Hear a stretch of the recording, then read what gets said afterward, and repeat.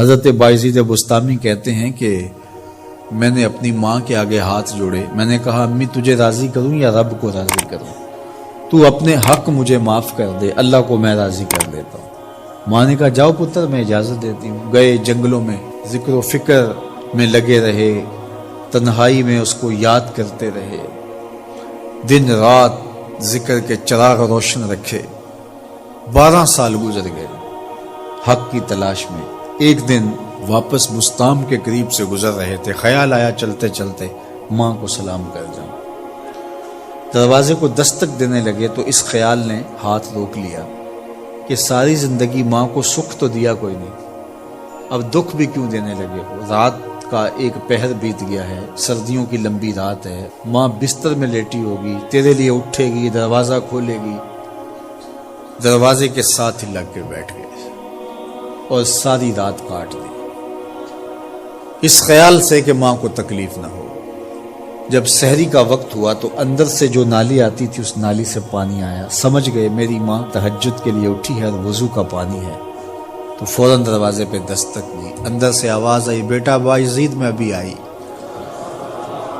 مائیں بیٹوں کے دستک کے انداز سے جان لیتی ہیں یہ کس بیٹے کے ہاتھوں کا لمس ہے۔ 12 سال کے بعد آئے، دستک دی، کہا بیٹا بایزید میں ابھی آئی۔ ماں کی تو نگاہیں ہی دروازے پہ رہتی ہیں۔ اللہ اکبر۔ کہتے ہیں کہ ماں نے دروازہ کھولا، 12 سال جنگلوں کی خاک چھانتے بیت گئی تھی، پراگندہ صورت، بکھرے ہوئے بال، پھٹے ہوئے کپڑے۔ میری ماں کی جب نگاہ میرے پہ پڑی تو اس کی چشمان سے موٹے موٹے آنسو ٹپکنے لگے اور اس نے ایسے ہاتھ پھیلا کے کہا مالک میرا بیٹا بایزید تیری طلب میں نکلا تھا، تو نے ابھی تک اسے اپنا قرب نہیں دیا۔ حضرت بایزید بستامی کہتے ہیں 12 سال کی ریاستوں سے جو کچھ نہیں ملا تھا ماں کے اٹھے ہوئے ہاتھوں سے مل گیا۔ میں نے کہا مالک میں تجھے کہاں ڈھونڈ رہا ہوں، تو کہاں موجود ہے؟ تو ماں باپ کی رضا اللہ کی رضا کا دروازہ کھولتی ہے۔ جن لوگوں کے ماں باپ ناراض ہیں اور وہ جا کے پیر صاحب کی خدمت کرتے ہیں اور میاں ماں کے قدم چومو، باپ کی ٹانگیں دباؤ، ان کی خدمت کرو، تمہارے پہلے مرشد وہ ہیں، ان کو راضی کرو، پھر کسی شیخ کامل کی صحبت میں آنا، دیکھو کیسے دل کی بند کھڑکیاں کھلتی ہیں۔